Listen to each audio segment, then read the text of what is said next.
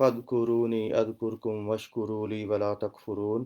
یا ایہا الذین آمنوا استعینوا بالصبر والصلاة ان اللہ مع الصابرین ولا تقولوا لمن يقتل في سبيل الله أموات بل أحياء ولكن لا تشعرون ولنبلونكم بشيء من الخوف والجوع ونقص من الأموال والأنفس والثمرات وبشر الصابرين الذين إذا أصابتهم مصيبة قالوا إنا لله وإنا إليه راجعون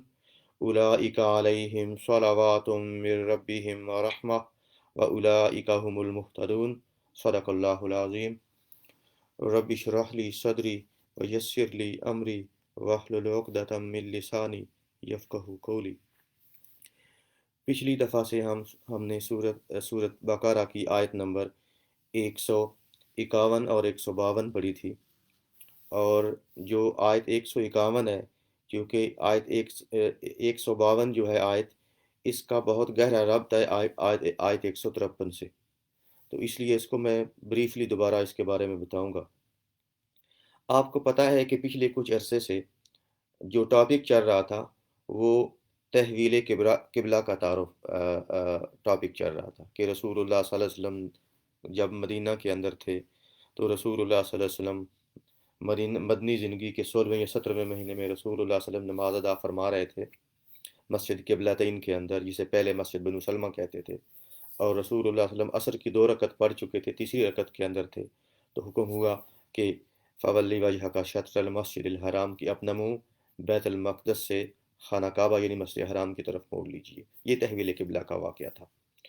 اور یہ جو تحویل قبلہ کا واقعہ تھا یہ تقریباً 2-3 رکوع سے چلا آ رہا تھا، اور یہ کمپلیٹ ہو گیا ہے ہماری پچھلی اس کے اندر، لیکن اس کا گہرا تعلق تھا اگلی آیات کے ساتھ، کیونکہ آگے ہمیں یہ فرمایا مسلمانوں کو، پچھلی جو ہم نے آیات پڑھی تھی پچھلی دفعہ، کہ یہ جو تحویل قبلہ کا واقعہ ہے یہ اللہ تعالیٰ کی اس نعمت کو تمہارے اوپر مکمل کرنے کا ایک درجہ ہے، ایک سٹیپ ہے، جو کہ اللہ تعالیٰ نے تم سے پہلے وعدہ کیا تھا تمہارے دادا ابراہیم علیہ السلام کی زبانی۔ اور وہ یہ نعمت کیا تھی کہ اللہ تعالیٰ جو ہے ابراہیم علیہ السلام کی اولاد کے اندر ایک ایسا آخری رسول پیدا کریں گے جو کہ انہیں کتاب وَيُعَلِّمُهُ الْكِتَابَ وَالْحِكْمَةَ وَيُزَكِّيهِمْ، جو ان کو کتاب کی تعلیم دے گا، ان کے اوپر آیات پڑھے گا، یتلو علیہم آیاتہ، ان کے اوپر آیات پڑھے گا اللہ تعالیٰ کی، وَيُعَلِّمُهُمُ الْكِتَابَ، انہیں کتاب پڑھائے گا، سکھائے گا، یعنی صرف آیت پڑھنا نہیں، کتاب سکھانا بھی شامل ہے پیغمبری طریقے کے اندر، والحکمت، اور انہیں حکمت یعنی سنت اور دین کی سوجھ بوجھ یعنی فقہ کی تعلیم دے گا، وَيُزَكِّيهِمْ، اور صرف یہیں تک بس نہیں ہے کہ بس علم دینا ہے، وَيُزَكِّيهِمْ، اس تمام پروسیس کے ساتھ ساتھ ان کا تزکیہ نفس بھی کرے گا۔ تو یہ خانہ کعبہ کی تحویل بتا دیا گیا کہ اللہ تعالیٰ کی یہ جو ساری نعمت تھی نا، یہ جس کا سلسلہ ہے، ان تمام نعمتوں کے سلسلے کی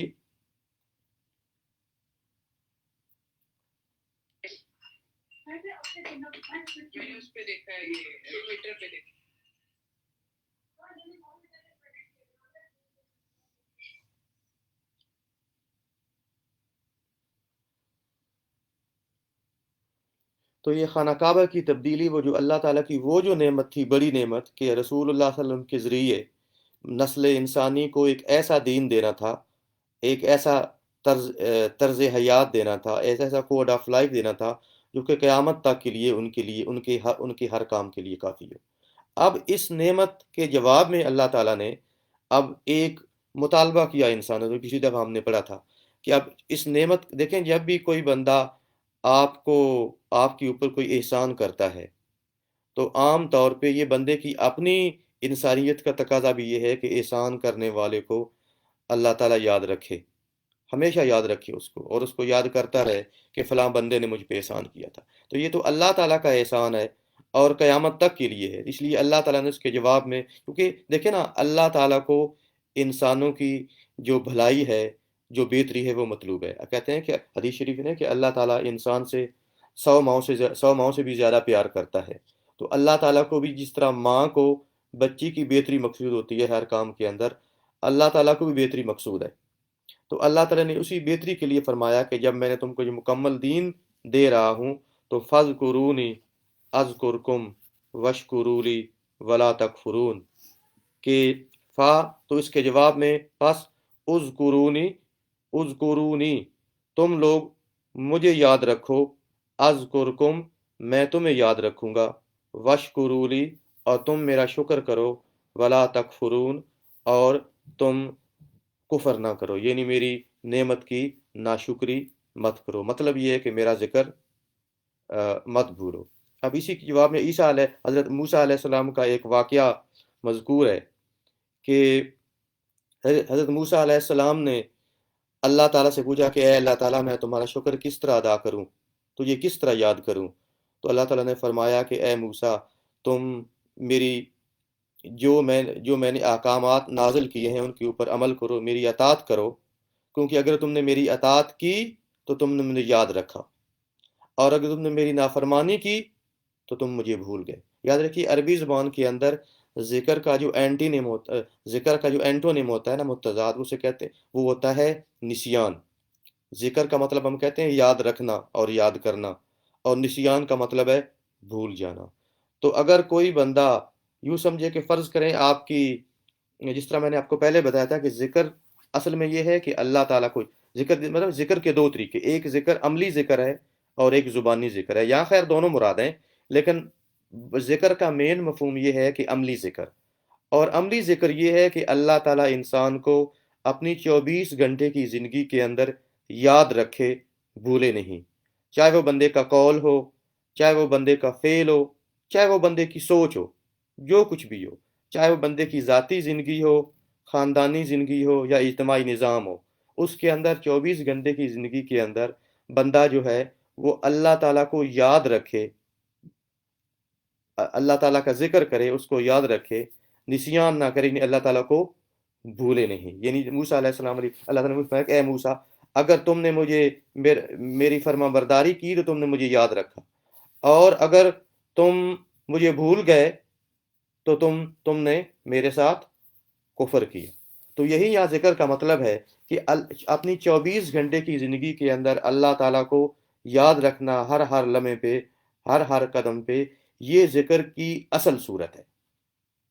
اور آپ کو ایک چھوٹی سی ایکویشن سمجھاؤں، مثال کے طور پہ آپ کی 24 گھنٹے کی زندگی ہے، اس کے اندر آپ 24 گھنٹے کی زندگی میں آپ فرض کر رہے ہیں فجر کی نماز پڑھتے ہیں، پھر زور تک ایک بندہ یہ کرتا ہے کہ اللہ تعالیٰ کو پوچھتا ہی نہیں ہے کہ میرا کاروبار کیا، میں کاروبار میں کیا کرتا ہوں، گھریلو معاملات میں کیا کرتا ہوں، ریاست کے امور کے اندر کیا کرتا ہوں، میری اور کوئی میری ملازمت ہے تو اس کے معاملے میں کیا طرز عمل اختیار کرتا ہوں، جو لوگ میرے ماتحت ہیں ان کے معاملے میں کیا طرز عمل اختیار کرتا ہوں، جو میرا خاندان ہے ان کے معاملے میں طرز عمل کیا ہے۔ اگر بندہ فجر کی نماز تو پڑھ لیتا ہے ٹائم پہ، بعد میں تلاوت بھی کر لیتا ہے، گھنٹہ بیٹھ کے اللہ اللہ بھی کرتا ہے، اشراق بھی خیر میں کہتا ہوں یہ بھی پڑھ لیتا ہے، لیکن اس کے بعد سے لے کے زور تک مثال کے طور پہ وہ بھول جاتا ہے کہ اللہ نے مجھے اپنی عملی زندگی کے لیے مجھے کیا احکامات دیے ہیں، یا باقی معاملات کے لیے مجھے کیا احکامات دیے۔ تو یہ بتائیے کہ اللہ تعالیٰ کو اس نے گھنٹہ ڈیڑھ یاد کیا نا، لیکن اگر صبح 6 بجے سے لے کے زور کا اگر 12 بجے ہے تو آپ باقی 6 گھنٹے اس نے اللہ تعالیٰ کو بھلا دیا عملی طور پہ۔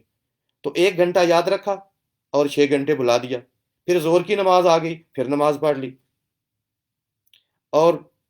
پھر اللہ تعالیٰ کو بھول گیا کہ عملی زندگی کے اندر کیا کرنا ہے۔ اسی طرح عصر کی نماز پڑھ لی، مغرب کی نماز پڑھ لی، عشاء کی نماز پڑھ لی، اس کے بعد اپنی جلوت کے اندر یا خلوت کے اندر یہ بھول گیا کہ اللہ تعالیٰ کیا چاہتے ہیں، تو پورے دن کے اندر تقریباً 3 گھنٹے تو نمازوں پہ لگا لیجئے، جو بہت زیادہ عبادت گزار ہوگا 4 گھنٹے لگا لے گا، اور باقی 20 گھنٹے اگر ہم بھول گئے کہ اللہ تعالیٰ نے ہمیں اپنے معاملات کے اندر، اپنی کاروبار کے اندر، اپنے ریاستی امور کے اندر، اپنی عدالتی امور کے اندر اللہ تعالیٰ نے ہمیں کیا احکام دیے ہیں، تو یوں سمجھیے بندے کی یہ ایکویشن ہوگی 5 to 1 کی، کہ بندے نے 4 گھنٹے تو دن میں اللہ تعالیٰ کو یاد رکھا اور 20 گھنٹے بھول گیا۔ تو عملی طور پہ اسے ذکر اللہ تعالیٰ کی یاد نہیں کہتے، بلکہ اسے نسیان، اللہ تعالیٰ کو بھولنا اور کفر کہتے ہیں، یاد رکھیے۔ تو یہ عملی صورت ہے جو کہ جس اللہ تعالیٰ کے ذکر کی، جو کہ جس کا اللہ تعالیٰ ہم سے مطالبہ کرتا ہے۔ اور قیامت کے دن جس ذکر کے بارے میں اصل میں پوچھا جائے گا نا، جو ذکر کی فرض قسم ہے، تو ذکر کی جو زبانی قسم ہے وہ تو مستحب اور سنت ہے نا، تو یہ ذکر جو یہ فرض قسم ہے، یہ وہ ذکر کی عملی قسم ہے جس کے ایک ایک لمحے کا اگلے جان حساب لیا جائے گا۔ یہ تو ہو گئی ذکر کی عملی قسم۔ ذکر کی زبانی قسم بھی جو ہے وہ بھی اہم ہے، اس لیے کہ رسول اللہ صلی اللہ علیہ وسلم نے فرمایا کہ بندہ، اللہ تعالیٰ فرماتے ہیں کہ بندہ جب تک میرے ذکر میں رہتا ہے میں بندے کے ساتھ رہتا ہوں، جب یہاں تک کہ جب تک اس کے ہونٹ ہلتے رہے۔ تو زبانی ذکر کا بھی بہت زیادہ فائدہ ہے۔ رسول اللہ نے یہ بھی فرمایا کہ جنت ایک چٹیل میدان ہے، تو سبحان اللہ، الحمدللہ، اللہ اکبر کا ذکر کر کے، یہ پڑھ کے اس جنت کے اندر اپنے لیے درخت لگایا کرو۔ تو ذکر کی جو زبانی ذکر ہے، میں یہ نہیں کہہ رہا کہ اس کی افادیت نہیں ہے، اس کی بھی افادیت ہے، لیکن 24 گھنٹے کا اصل ذکر جو اللہ تعالیٰ کو مقصود ہے وہ عملی طور پہ اللہ تعالیٰ کو ہے۔ اس طرح رمضان ہے کہ رمضان کے اندر پورا رمضان ہم اتنی محنت کریں بعض دفعہ کہ ہم سلف صالحین کی طرح کی زندگی گزاریں، صحابہ کرام کی طرح کی زندگی گزاریں، کہ پورا دن روزہ ہے، نمازیں ہیں، صبر ہے، رات کو تراویح ہے، پھر قیام اللیل ہے، نوافل ہیں، تلاوت ہیں، وغیرہ وغیرہ۔ رمضان گزر جائے تو ہم بھول جائیں کہ کوئی رمضان بھی گزرا ہے، بلکہ معذرت کے ساتھ کچھ لوگوں کو تو میں نے دیکھا ہے، ٹھیک ہے، میں خود بڑا کمزور آدمی ہوں عمل کے حساب سے، کچھ لوگوں کو تو میں نے دیکھا ہے کہ رمضان کی جیسے ہی چاند نظر آتا ہے کچھ لوگ ایسے بھول جاتے ہیں رمضان کو جیسے کبھی رمضان آیا ہی نہیں۔ تو یہ بھی دیکھیں، سال کے اندر ایک مہینہ فرض کریں اللہ تعالیٰ کو خوب اچھی طرح یاد رکھا، اور اس کے بعد باقی 11 مہینے جو ہے وہ زندگی گزاری جو کہ اللہ تعالیٰ کو بالکل پسند نہیں ہے۔ تو یاد رکھیے، خود سوچئے کہ کیا یہ اللہ تعالیٰ کو یاد رکھنا ہے یا اللہ تعالیٰ کو بھول جانا ہے۔ تو یہ وہ ذکر ہے جس سے اللہ تعالیٰ نے حکم دیا ہے کہ فَاذْکُرُونِی، کہ تم مجھے یاد رکھو، اذکرکم، میں تمہیں یاد رکھوں گا۔ اور اللہ تعالیٰ کے یہ بھی ارشاد ہے، رسول اللہ صلی اللہ علیہ وسلم نے فرمایا کہ اللہ تعالیٰ فرماتے ہیں کہ جب کوئی بندہ مجھے تنہائی میں یاد کرتا ہے تو میں اس کو تنہائی میں یاد کرتا ہوں، اور جب کوئی بندہ مجھے کسی محفل میں یاد کرتا ہے تو میں اس سے بہتر جو محفل ہے اس کے اندر سے یاد کرتا ہوں۔ یہ دوسری حدیث کے اندر ہے، یعنی فرشتوں کی محفل کے اندر سے یاد کرتا ہوں۔ تو اللہ تعالیٰ کو یہ یاد رکھنا اور یاد کرنا، اگر آپ اکیلے میں یاد کر رہے ہیں تو اللہ تعالیٰ بھی آپ کو تنہائی میں یاد کرے گا، اور اگر آپ محفل کے اندر، چاہے وہ محفل آپ کی آفس کی محفل ہو، کہیں آپ بہت بڑے کسی ادارے کے بہت بڑے سربراہ ہوں، کسی ملک کے سربراہ ہوں، اگر وہاں اپنے اللہ تعالیٰ کا احکام کوئی چلایا، اللہ تعالیٰ کا حکم کوئی چلایا، اللہ تعالیٰ کے دین کے مطابق کچھ اپنا نظام چلایا، گھر چلایا، آفس چلایا، کاروبار چلایا، اپنی ریاست چلائے، کوئی اور امور اپنے اجتماعی امور آپ نے چلائے، تو اگر وہ سارے آپ کے گواہ بن گئے کہ آپ نے ان کے سامنے اللہ تعالیٰ کا ذکر کیا، اللہ تعالیٰ کے نظام کا ذکر کیا، اس کی تعلیمات کا ذکر کیا کہ یہ میرے معاملات ایسے چلنے چاہیے، اور جب آپ وہاں ذکر کریں گے تو اس سے بہتر محفل فرشتوں کی محفل ہے۔ اللہ تعالیٰ اس محفل کے اندر آپ کو یاد کریں گے کہ دیکھو میرا بندہ جو ہے وہ اپنی اجتماعی زندگی کے اندر میرا ذکر کر رہا ہے، مجھے یاد رکھ رہا ہے، تو میں یہاں اے فرشتہ تمہاری محفل کے اندر اس کو یاد کر رہا ہوں۔ یہ ہے اللہ تعالیٰ، اور اس نے یہ بھی فرمایا، اللہ تعالیٰ یہ فرماتے ہیں کہ اللہ تعالیٰ کہتے ہیں کہ اگر کوئی میری طرف ایک ہاتھ آئے تو میں اس کی طرف 2 ہاتھ، یعنی اللہ تعالیٰ فرماتے ہیں اگر میرا کوئی بندہ میری طرف ایک ہاتھ کے برابر آئے، ایک بالشت کے برابر آئے، یہ جو بالشت کہتے ہیں یہ، تو میں ایک ہاتھ کے برابر اس کی طرف آؤں گا، اور میری طرف اگر کوئی بندہ ایک ہاتھ کے برابر آئے تو میں 2 ہاتھ کے برابر اس کی طرف آؤں گا، اور اگر کوئی بندہ میری طرف چل کے آئے تو اللہ تعالیٰ فرماتے ہیں میں اس کی طرف دوڑ کے آؤں گا۔ یہ ہے کہ آپ اگر آپ اپنے معاملات کے اندر اللہ تعالیٰ کو یاد رکھیں گے تو یہ ہے کہ اللہ تعالیٰ اس طرح آپ کو دیں گے، اور یہ بھی فرمایا لَئِن شَكَرْتُمْ لَأَزِيدَنَّكُمْ، اگر آپ اللہ تعالیٰ کو یاد رکھیں گے، وَاشْكُرُوا لِي، اور اللہ تعالیٰ کا شکر ادا کریں گے، فرمایا لَئِن شَكَرْتُمْ لَأَزِيدَنَّكُمْ، کہ اگر تم میرا شکر کرو گے تو میں تمہیں مزید زیادہ دوں گا۔ جس طرح دیکھیں نا، بعض دفعہ ہم یہ کہتے ہیں کہ شاید ہم اپنے معاملات کے اندر اگر اللہ تعالیٰ کے احکامات کو اسٹرکٹلی فالو کریں گے، اس کے مطابق چلیں گے، تو شاید ہمارا رزق کم ہو جائے، ہمارا کاروبار اس طرح نہ، مثال کے طور پر ہم کہتے ہیں اگر فرض کریں اگر ہم اپنے کاروبار کے اندر سود چھوڑ دیں تو شاید اللہ تعالیٰ ہمارا رزق بند کر دے۔ ایک ہے نا یہ بھی پرسیپشن، یہ بہت بڑے لیول کی پرسیپشن ہے۔ تو اللہ تعالیٰ کا وعدہ دوسرا ہے۔ اللہ تعالیٰ کا وعدہ یہ ہے کہ لَإِن شَكَرْتُمْ لَأَزِيدَنَّكُمْ۔ شکر کی عملی صورت میں یہی ہے نا کہ اللہ تعالیٰ کی اطاعت، اللہ تعالیٰ کو یاد رکھنا اپنے معاملات کی۔ اللہ تعالیٰ فرماتے ہیں لَإِن شَكَرْتُمْ لَأَزِيدَنَّكُمْ، اگر تم مجھے میرا شکر کرو گے تو میں تمہیں اور زیادہ۔ تو یاد رکھیے اپنی ذاتی زندگی کے اندر، اپنی اجتماعی زندگی کے اندر، اپنے معاملات کے اندر، اپنے اقوال کے اندر، اگر آپ اللہ تعالیٰ کی تعلیمات کو فالو کریں گے، اللہ تعالیٰ کے احکامات کی پیروی کریں گے، رسول اللہ صلی اللہ علیہ وسلم کی سنت کے مطابق چلیں گے،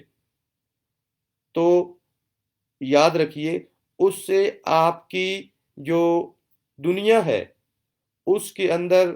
کمی نہیں آئے گی، بلکہ اللہ تعالیٰ کا وعدہ یہ ہے کہ لَإِن شَكَرْتُمْ لَأَزِيدَنَّكُمْ۔ تو اپنا توکل زیادہ کیجیے، اپنا ایمان سٹرانگ کیجیے، اپنے ایمان کو مضبوط کیجیے۔ اگر آپ اللہ تعالیٰ کے دین کے مطابق چلیں گے، اللہ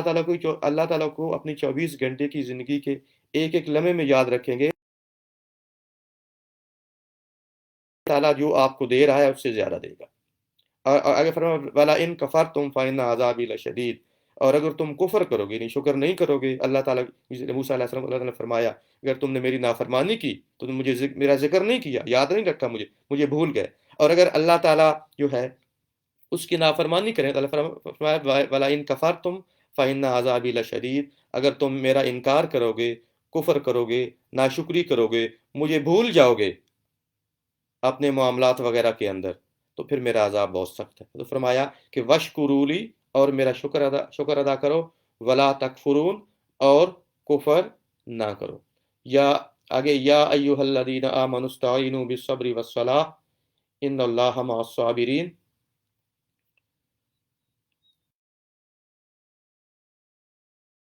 اے ایمان والو، اب یہ آیت اس کا پچھلی آیت سے بڑا گہرا ربط ہے، اس لیے مجھے کچھ باتیں دوبارہ عرض کرنی پڑیں پچھلے درس کے بارے میں، کہ یا ایھا الذین آمنوا، اے ایمان والو، استعینوا، تم استعانت کرو، یعنی مدد مانگو، بالصبر، صبر کے ساتھ، والصلاۃ،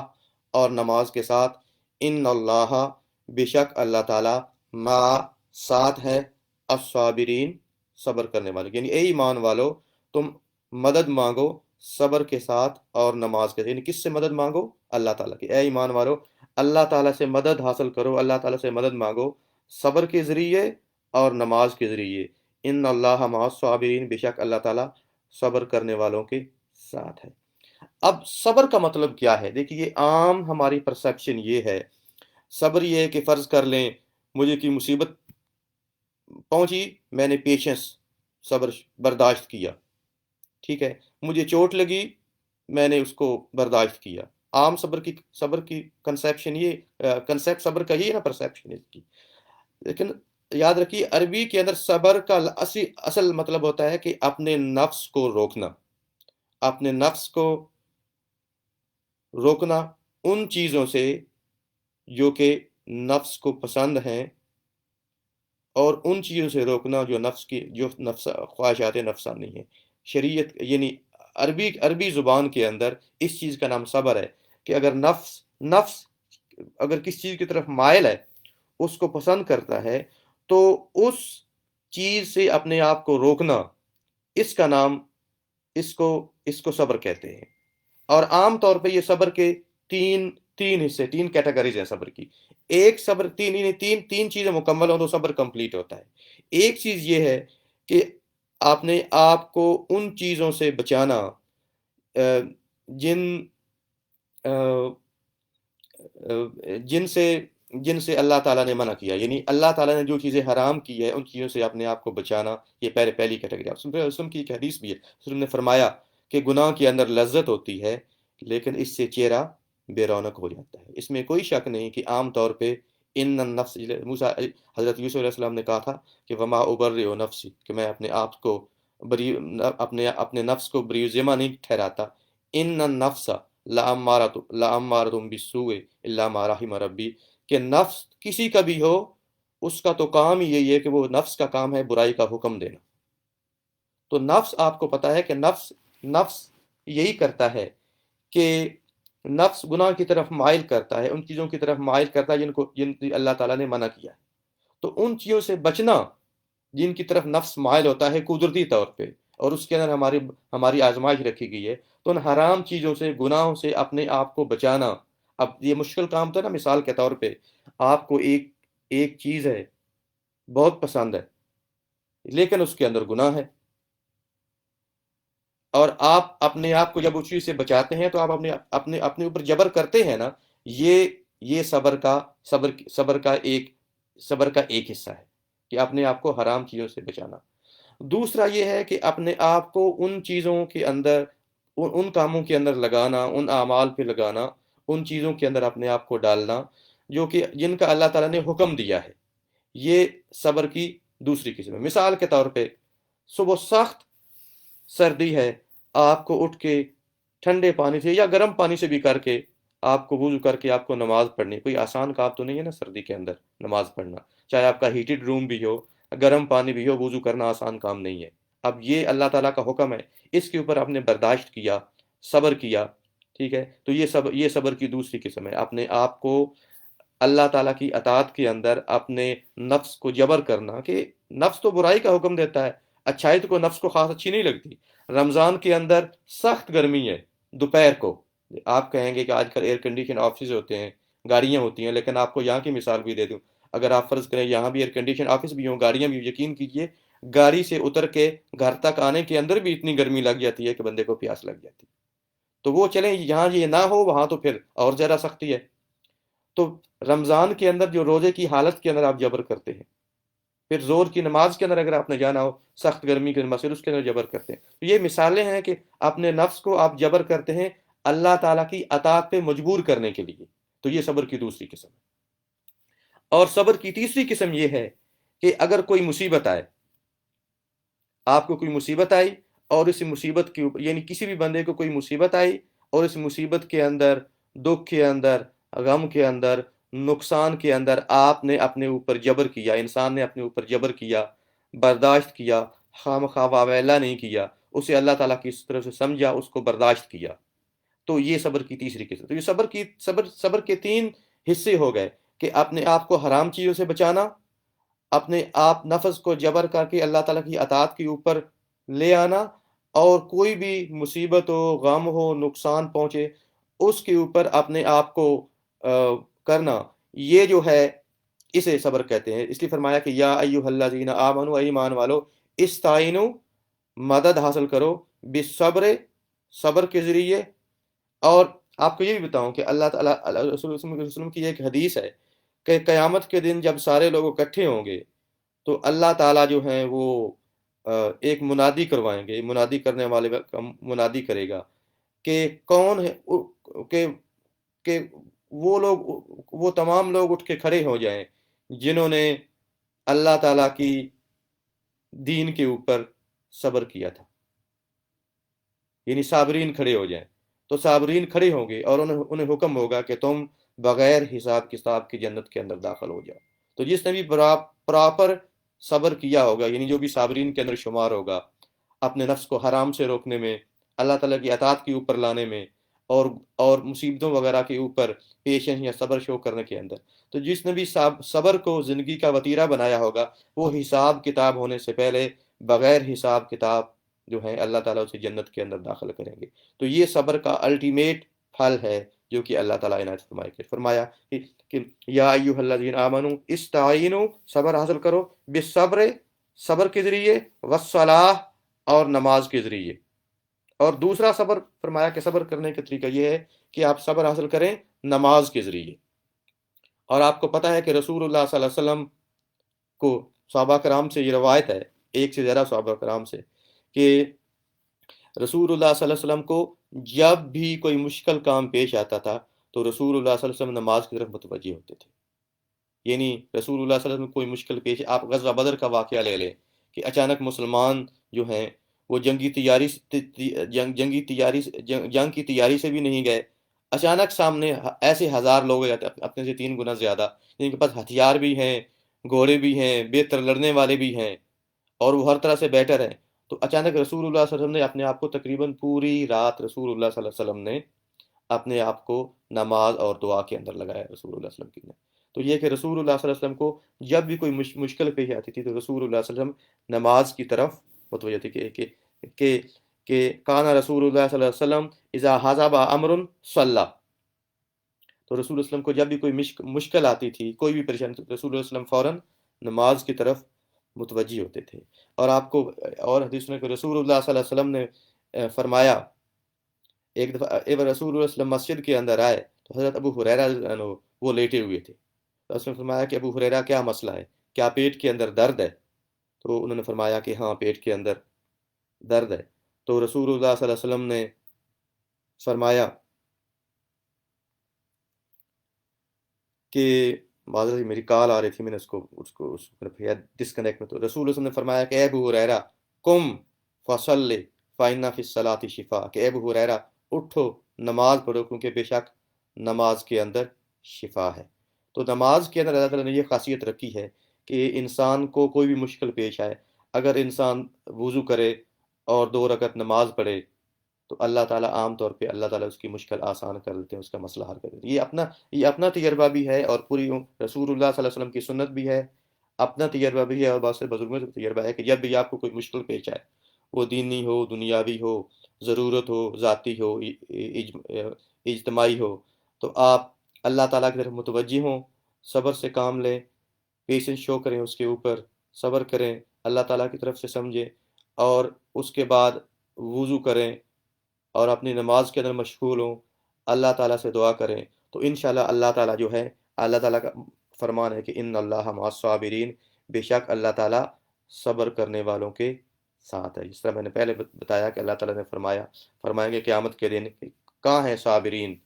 صبر کرنے والے اٹھیں گے اور حکم ہوگا کہ صابرین اٹھو اور جنت کے اندر بغیر حساب کتاب کے داخل ہو جاؤ۔ یہی مضمون پہلے آپ نے پڑھا تھا سورۃ البقرہ کے رکوع نمبر 4 کے اندر، کہ فرمایا کہ وَاسْتَعِینُوا بِالصَّبْرِ وَالصَّلَاةِ، کہ وَاسْتَعِینُوا بِالصَّبْرِ وَالصَّلَاةِ، کہ مدد مانگو صبر کے ساتھ اور نماز کے ساتھ۔ لیکن آگے یہ فرما دیا تھا کہ وَإِنَّهَا لَكَبِيرَةٌ، یہ کوئی آسان کام نہیں ہے، وَإِنَّهَا لَكَبِيرَةٌ، اور بے شک یہ بہت بڑا کام ہے، بہت مشکل کام ہے۔ یعنی بندے کو مصیبت پڑی ہو، کوئی سخت پریشانی ہو، آپ کہیں گے کہ بندے کو اپنا ہوش بھی نہیں ہوتا،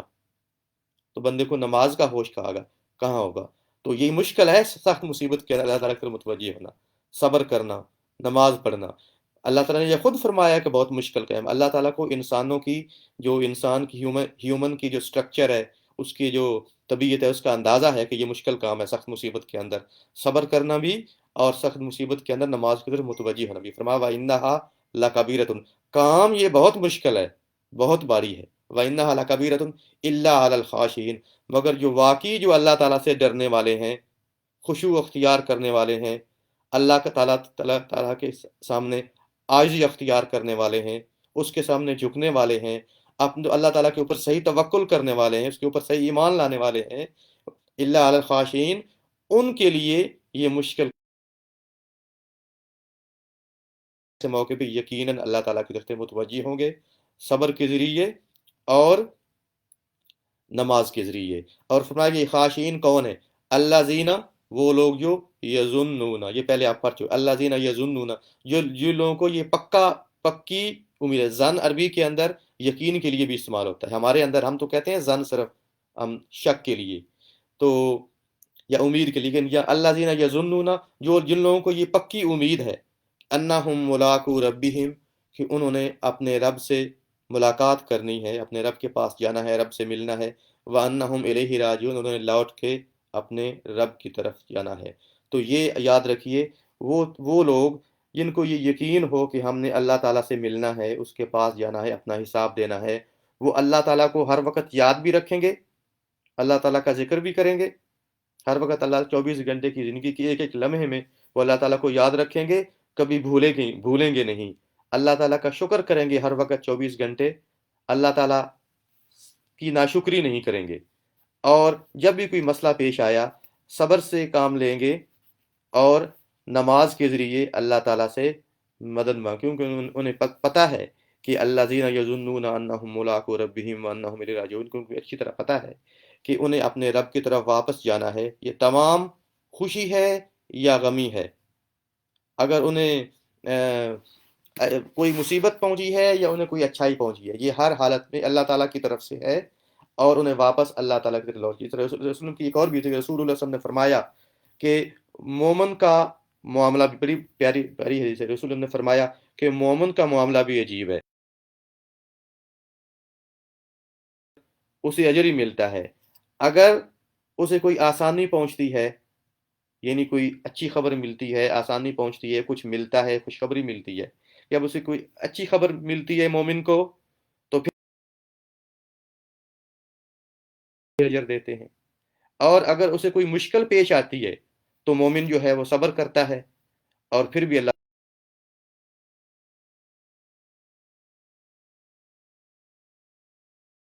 تعالیٰ